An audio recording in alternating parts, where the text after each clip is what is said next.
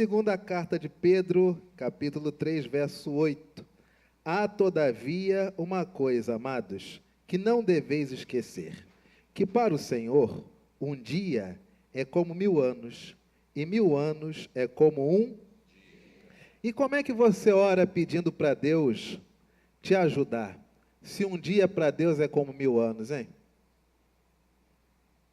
Se Deus te disser, olha, eu não vou demorar, menos de um mês eu te ajudo. Um dia é como? Como é que você faz? E talvez você diga, olha, essa história na minha família, ela vem desde o meu tataravô. Pessoal, quando veio do outro continente, já veio trazendo esse problema. Isso nunca vai acabar. E talvez Deus te responda, fique tranquilo que isso aí eu vou resolver em 1000 anos. Um dia é como 1000 anos, e 1000 anos é como? E Deus diz para você, olha, vai demorar. Isso aí deve demorar uns 1000 anos, mas eu vou ajeitar. Como é que você faz? Há aqueles que levam isso para o sentido literal. Eles acham que um dia, que 24 horas do ponto de vista de Deus, é semelhante a 1000 anos. Eles acham que depois de 1000 anos, ou seja, em 1017, Deus acordou. E agora em 2017, Deus vai voltar a dormir. Porque Ele passou o dia inteiro trabalhando. Um dia é como 1000 anos, 1000 anos são como um dia. Há aqueles que acham dessa literalidade, que só pode perdoar 70 vezes 7. Aí preenche o seu bloquinho do perdão, para ver se chega aos 490. Depois que chega, aí pode largar a vingança, largar o aço. A literalidade daqueles que acham que quando Jesus diz que nós podemos transportar um monte, aí acha que é um monte físico mesmo, pão de açúcar. A literalidade de enxergar o texto, e na verdade, essa literalidade, ela só traduz um significado, sabe qual que é? Nada disso é real. Tudo isso é figura de linguagem. Logo, o que está escrito aí que eu tenho que amar, não é bem amar. É tolerar um pouco. Que eu tenho que perdoar, não é perdoar. É conseguir conviver. Que eu tenho que respeitar, não é respeito. Temor ao Senhor, não é medo. Você já passou por momentos assim da vida? Onde tudo que você pega na Escritura, você ou acha que é literal, ou tão somente acha que é figura de linguagem? Que é pro forma. De tal modo que você lê 10 capítulos e você não consegue extrair nada em termos práticos para o seu dia. Ou literalidade, ou figura de linguagem. A palavra do Senhor diz, há todavia uma coisa, amados, que não deveis esquecer, que para o Senhor um dia é como 1000 anos, e 1000 anos como um dia. Meu Deus, se o tempo para o Senhor é completamente diferente da percepção de tempo que eu tenho em relação a mim, como é que eu vou suportar as coisas que estão me acontecendo? Como é que eu vivo? Os meus motivos de oração, qual é a minha esperança? Quantas coisas eu carrego pedindo a Deus? Verso 9 diz, não retarda o Senhor a sua promessa, como alguns a julgam demorada. Como que Deus demora em responder? Nós achamos que Deus demora muito, mas como demora? Deus é muito lento. Deus só perde para a justiça, para o judiciário brasileiro, dependendo do assunto.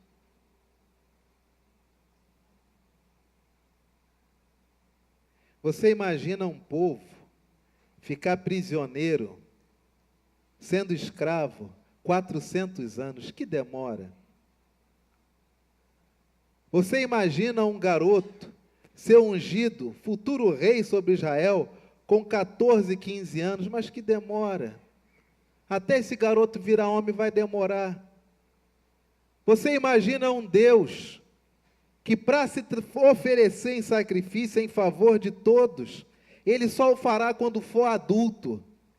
E nasceu hoje de manhã. Só daqui a 30 anos Ele há de manifestar-se na sua plenitude. Que demora. Talvez você esteja imaginando na sua vida nesta manhã, cercado por um imediatismo, por uma ansiedade, por uma necessidade de que seus assuntos sejam resolvidos para anteontem. Achando que há celeridade em todos os assuntos, na vida de todas as pessoas, somente na sua Deus trata com vagar.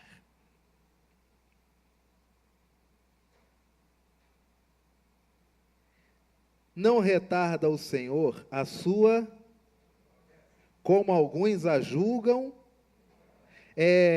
não demora. O que do Senhor que não demora, que diz o começo do verso 9? Não retarda o Senhor a sua, o que Deus prometeu não demora, não é isso?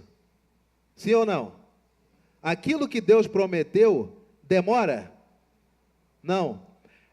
E as coisas que você está esperando que te deixam ansioso, Deus prometeu para você?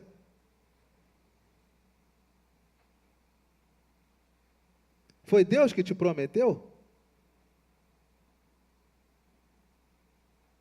Primeira coisa para analisar a nossa existência é verificar se aquilo que me deixa profundamente ansioso, em um estado de angústia que não me propicia reflexões e mudança, se é uma promessa de Deus, porque muitas coisas não são promessas de Deus. Muitas vezes, a vala que nós nos metemos, que nós caímos, fomos nós que cavamos. As coisas às quais você está pedindo a Deus pressa, dá-te pressa em socorrer-me, é promessa de Deus? Por exemplo, Deus lhe prometeu felicidade, não é verdade? Ou não? Deus não lhe prometeu felicidade? Sim ou não? Sim ou não, Tijuca? Deus te prometeu felicidade? Hein? Claro. Bem-aventurados sereis. Bem-aventurados são aqueles que mesmo sem ver, creem. Bem-aventurados são os humildes, bem-aventurados são os pacificadores. É claro que Deus te prometeu felicidade. É óbvio. O evangelho todo é calcado nisso. Mas Ele prometeu uma felicidade que só brota em você no evangelho. Fora do evangelho não há salvação. E você fica buscando felicidade em uma junção, em um mosaico de filosofias existencialistas. Quando o Evangelho diz, você será feliz quando você for um indivíduo pacificador, porque só quem traz paz e é pacificado, consegue agremiar para si o título de filho de Deus. Mas aí você quer ter paz como? Discutindo política. Você quer ter paz discutindo ladroagem. O indivíduo quer encontrar paz na faixa de Gaza. É o tempo todo pensando em itens, assuntos e questões, o quê? Belicosas. E dentro desse contexto ele quer o quê? Deus, traz sua justiça, que eu perdi um debate.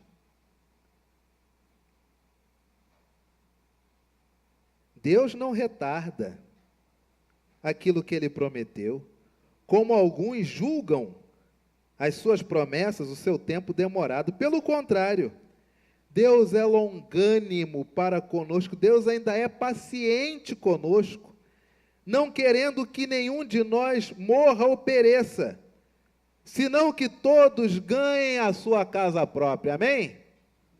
senão que todos retirem ao final do consórcio o seu carro novo, não é verdade? Dando a todos um lindo, maravilhoso, feliz relacionamento a dois. Dando a cada pai, a cada mãe, o privilégio, a honra de morrer primeiro que seus filhos. Pelo contrário, ele é longânimo para conosco, não querendo que nenhum pereça, senão que todos cheguem ao arrependimento. Sabe uma das coisas que trava, emperra a nossa vida de enxergar algumas novidades? Às vezes nós nem nos arrependemos daquilo que fizemos e já queremos algo novo, sem ter extraído nenhum tipo de aprendizado.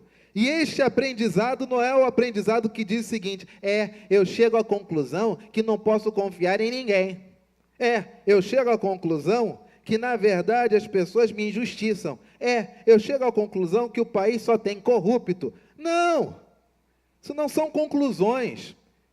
Isso são definições fatalistas. Isso não é conclusão de nada. Arrependimento é quando, diante do todo, eu paro para pensar e digo: onde foi que eu errei? Se o outro foi injusto, é problema do outro. Isso ele dará contas diante de Deus. E a própria vida o cobrará. Mas eu tenho que saber de mim. Porque eu dou contas de mim. Eu amo a mim.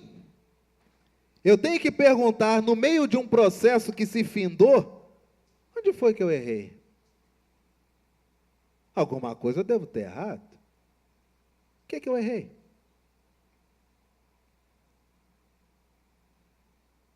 E se você chega para o indivíduo e diz: olha, me diga só o seguinte, onde foi que eu errei? E a pessoa vai falando, reuniões de empresa, reuniões de amigos do trabalho, ambientes familiares. Você quer saber onde você está errado? Junta a tua família toda no Natal e lança esse tema dia 24 à noite. Deixa eu aproveitar o ensejo, gente, eu estou querendo mudar a minha vida. O que vocês me aconselham? Vixe, meu amigo. Não lhe aconselho a fazer isso não, tá? Daqui a pouco eles vão te pegar com um balão de ensaio para brigar por outra coisa. Os quais eu vou até te dizer agora, ou um terreninho, ou quem vai pagar plano de saúde para fulano, ou quem vai trazer ciclano para morar na casa, ou como é que vai ser a destinação de Beltrano que já está velho. São os temas nos quais as famílias brigarão, porque são sempre os mesmos. Aí alguém vai dizer que teu filho é mal educado ou mal educada. E você vai brigar com a pessoa, mas não vai reconhecer que muitas vezes a pessoa pode estar falando a verdade. São sempre os mesmos temas. Existe na sua vida alguma área na qual você esteja pedindo a Deus: Senhor, dá-te pressa em me socorrer? Que na verdade não seja promessa nenhuma de Deus, mas é tão somente um desejo seu. E se é seu, o problema é só seu. E Deus não tem responsabilidade nenhuma de aquecer um desejo do seu coração que é fruto da sua vontade. Existe aquilo que hoje te angustia, que produz uma falsa angústia. As boas angústias nos levam às reflexões infinitas acerca do meu estado em relação ao Evangelho. As mais angústias só me deixam chateado, triste, abatido, tomando sorvete, chateado com o outro. Se existe uma área da sua vida que é fruto daquilo que Deus lhe prometeu, esse texto é para você. Não retarda o Senhor aquilo que Deus te prometeu, como alguns muitas vezes julgam demorado. Pelo contrário, Ele é longânimo para com você, não querendo que você se perca, antes, senão, que você chegue ao... Enquanto você não se arrepender, meu amigo, promessa não se cumpre. Porque você pode pegar essa promessa e nem saber que aquilo já é promessa de Deus. E você pode fazer o quê? Jogá-la fora, desperdiçá-la. Como é que Deus vai te dar algo que Ele te prometeu, sem antes haver em você uma metanoia, uma conversão. Como? Como é que você se torna pacificador se você não for discípulo de Jesus? Como que você se torna humilde de espírito se você antes não reconhecer humildade, humilhação, humus, terra, ato ou efeito de voltar a botar os pés no chão? Por isso que os humilhados são exaltados, porque só quem tem o pé no chão tem firmeza para colocar o pé em outro lugar. Mas aquele que não tem o pé no chão, toda hora é trazido a colocar seus pés no chão, é humilhado. E ainda fica revoltadíssimo com isso. Ainda chora, se contorce, range os dentes. Porque alguém simplesmente disse: desculpe, você não é bom. Desculpe, você errou.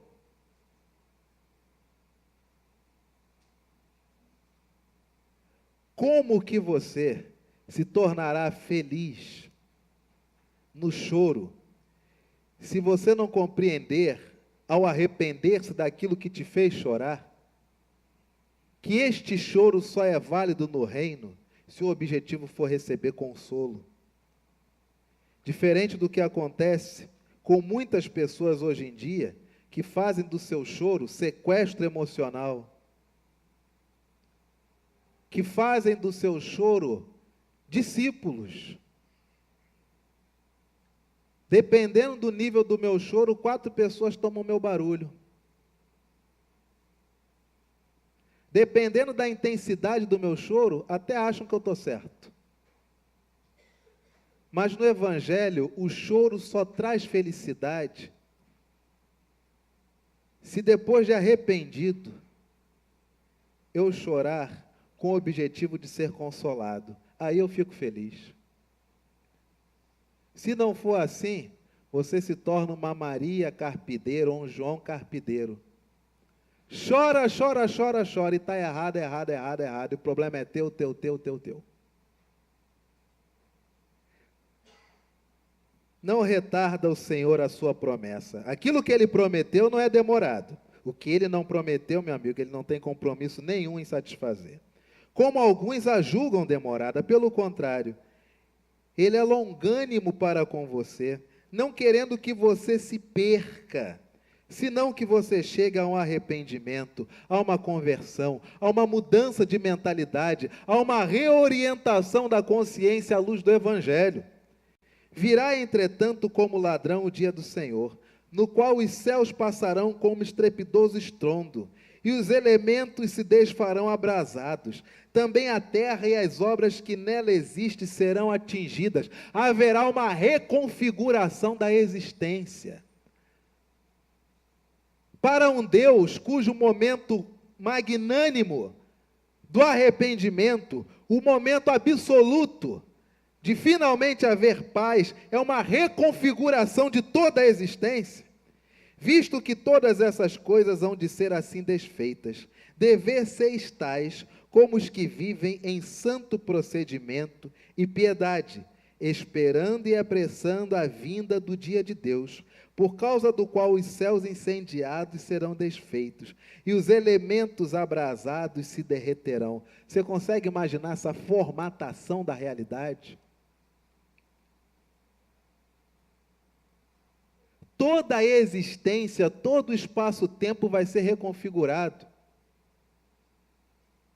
E você está chateado porque meteu o pé na jaca e hoje não tem dinheiro para poder pagar seus rolos.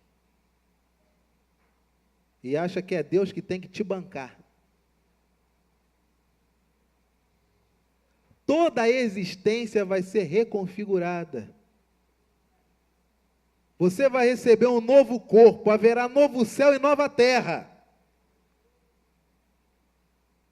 Mas isto acontecerá antes, só acontecerá, e só será perceptível por você, se você não se perder, e se diariamente você for se arrependendo de todas as etapas da vida das quais você atuou. Seja sincero. Na sua vida, não há nada que você necessite arrepender-se. A culpa sempre é dos outros.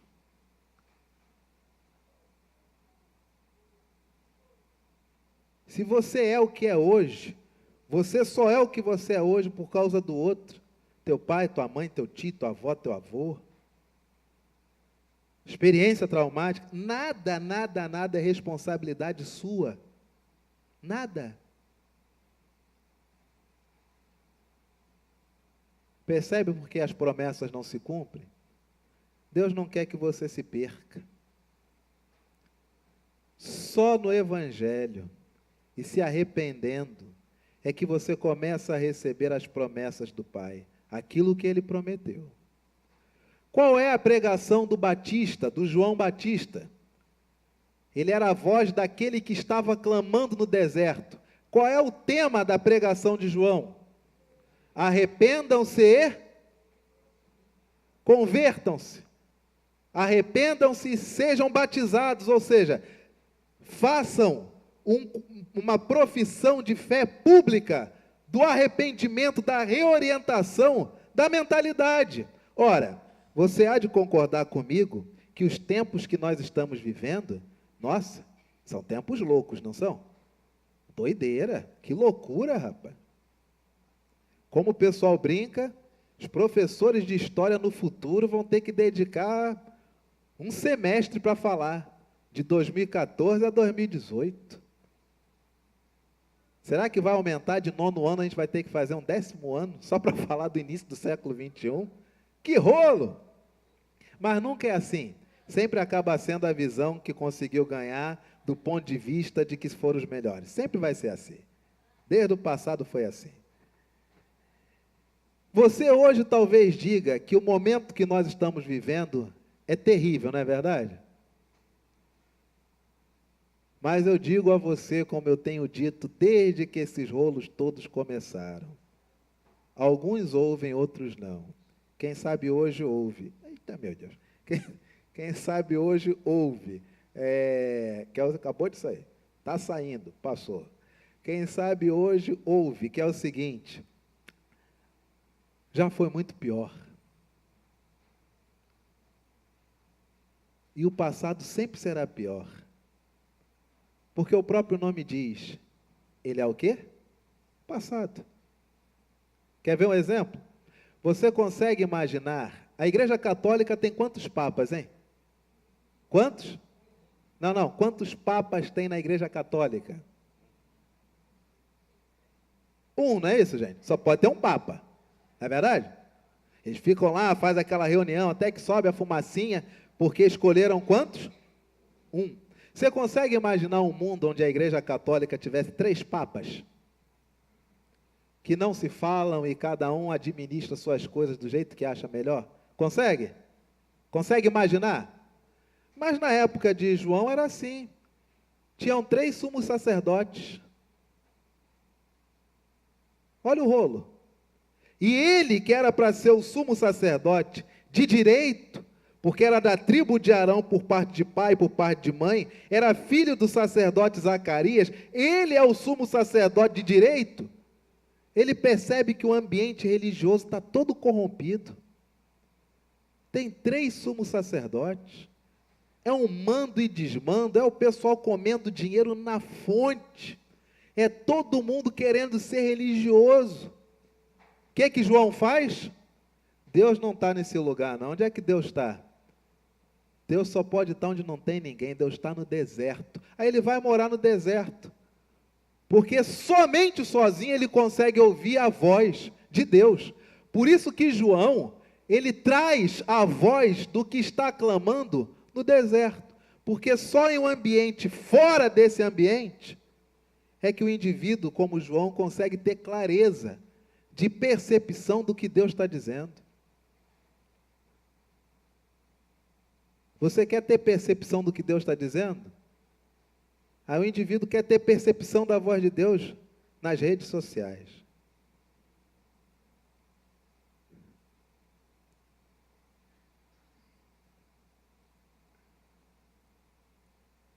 Sempre foi pior.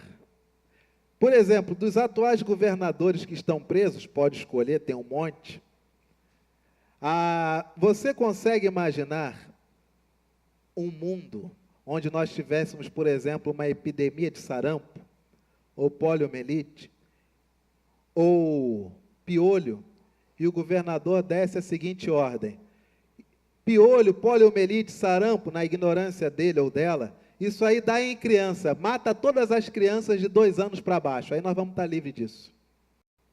Consegue imaginar um mundo assim? Está vendo como é que já foi pior? É o que Herodes manda fazer. Deu 2 anos que o garoto nasceu. Ninguém me disse onde ele está. Mata todas as crianças de 2 anos para baixo do sexo masculino. Em um mundo onde nem dava para dizer, não, ele é do sexo masculino, mas pelo que eu vejo, uma coisa é como ele nasceu, outra coisa é o gênero. Eu acho que ele já tem um gênero diferente. Então, pela fé, ele não vai ser homem. Tem como ele ficar vivo? Não tinha nem essa possibilidade de desenrolo.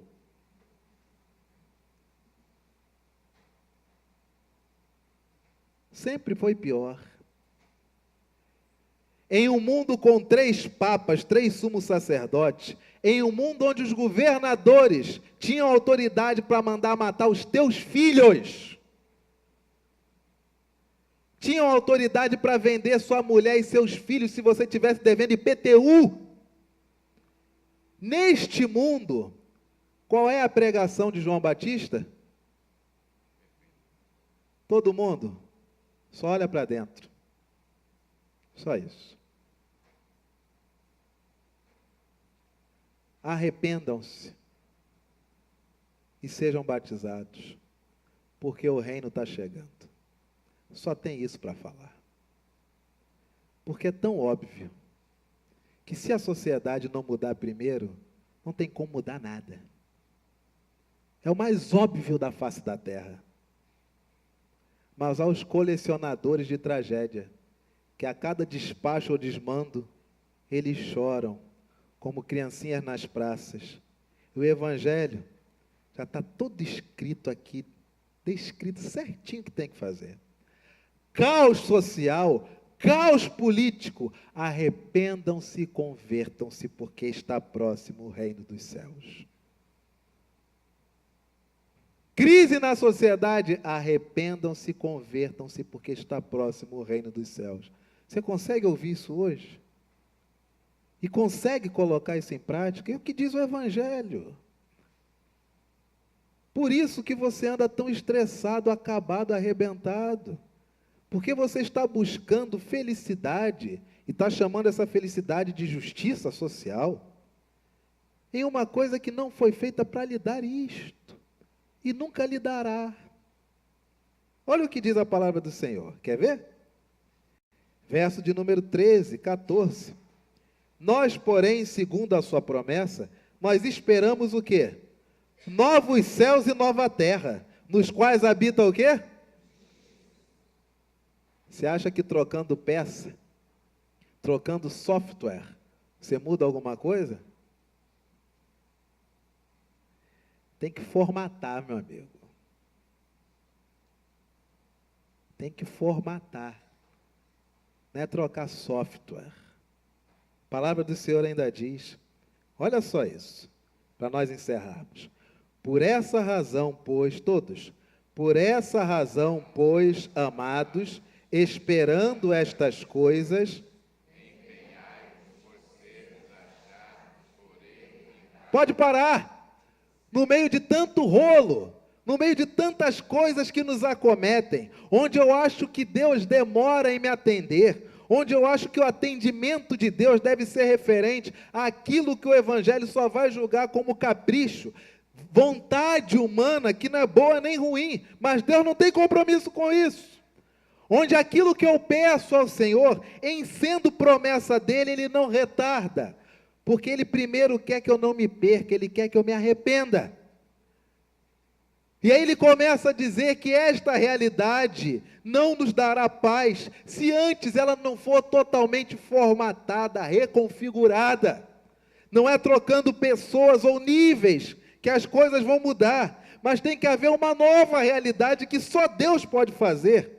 Por essa razão, por isso, Amados, esperando todas essas coisas, as promessas do Senhor se cumprirem, o meu arrependimento cotidiano, a reconfiguração da existência de acordo com o poder de Deus, se esforce para ser achado por Ele em paz. Rapaz, está causando tanta guerra aí, por quê, rapaz? Confusão mental é essa? Que guerra dentro de você é essa, meu amigo? Que dificuldade de escolha. Pessoas em profundo frenesi, uma neura, uma psicose, rapaz, uma briga interior assim, que não tem nada a ver com o arrependimento, a reflexão do arrependimento para a metanoia, para a conversão, não. É um desarranjo pessoal. Uma briga interna, múltiplas personalidades querendo ganhar espaço. Não, você é a crente. Não, você é o servo. Não, você é a serva do Senhor Jesus. Não, agora você é o pai. Não, agora você é o oficial da igreja. Não, agora você é a irmã de oração. Quantas pessoas estão brigando dentro da sua cabeça? O você político, você filósofo, você crente. Sabe o que o Evangelho diz? Aquilo que Deus te prometeu não está demorando. Você é que ainda não arrependeu-se. Porque enquanto você não se arrepender, cada vez mais você vai se perdendo em si mesmo. E perderá oportunidades. E perderá chances. Perderá novidades. Deus não demora na sua promessa, Ele vai lhe dar. Mas saiba de uma coisa, toda a realidade será reconfigurada, reajustada. Só aí nós iremos entender e teremos o ensejo daquilo que é a vontade suprema de Deus feita. Mas enquanto tudo isso não acontece, faz o seguinte, se empenhe para quando essas coisas acontecerem, quando Ele voltar, você ser achado por Ele em paz. Você tem que se empenhar para ter paz, meu amigo. Porque se você não tirar força de dentro de si, para convergir em paz com você mesmo e em paz em relação ao outro, meu amigo, você briga com todo mundo dentro da tua cabeça. Você briga com você mesmo, até mesmo fora do corpo. Há pessoas que o tempo todo coçam a cabeça, como uma forma de tentar ferir-se. O tempo todo ficam triscando unha como forma de tentar ferir-se. O tempo todo ficam batendo um pé no outro como forma de tentar ferir-se. De forma inconsciente, introjetam aquilo que lhes faz mal. Mas o inconsciente tentando uma forma de mostrar ao indivíduo que ele precisa ferir-se pelo mal que faz a si mesmo e faz ao outro. Por isso que a palavra de Deus diz, se você não trouxer a si a reflexão daquilo que é erro seu, você só vai se perdendo.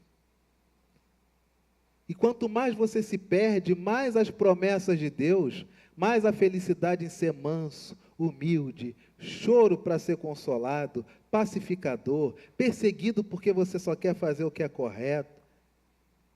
Essa felicidade vai cada vez sumindo do seu horizonte. Mas é claro, você pode mascarar tudo isso, sendo o quê? Doutorzão. Pergunta teológica, quem pode ser salvo? Só poderão ser salvos aqueles pelas quais Cristo morreu. Aí todo mundo, mas a vida continua um inferno.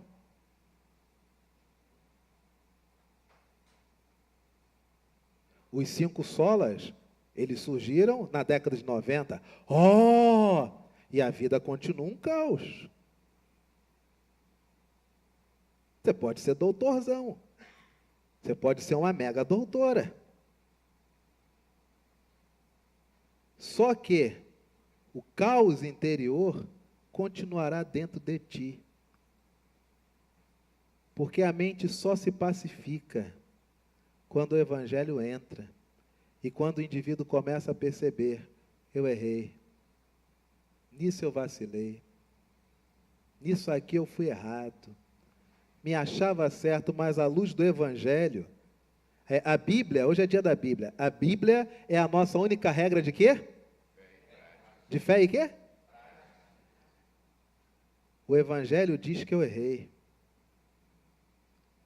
Você passa por esses níveis diariamente, o tempo todo, de erro e acerto à luz do Evangelho? Ou isso é uma coisa que nem passa pelo seu coração, passa batido?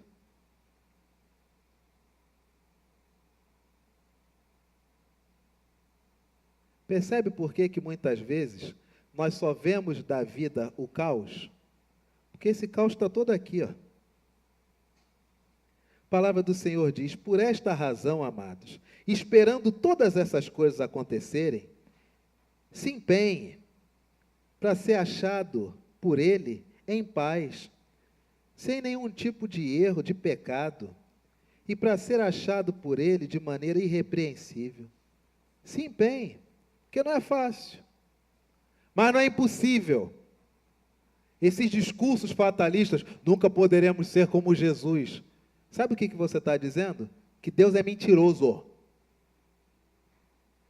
É isso que você diz. Esse duplo pensar, essa forma de achar que o que está escrito não pode ser posto em prática, essa forma de achar que o que está escrito tem uma linguagem tão oculta que ninguém nunca vai esgotar, ou tem uma linguagem tão literal que hoje é impossível de se realizar. Sabe o que você está dizendo? Que Deus é mentiroso. Porque o Evangelho o tempo todo diz para você: Cristo se encarna dentro de você. É Cristo dentro de você. É você andando após Ele, é Ele indo à frente.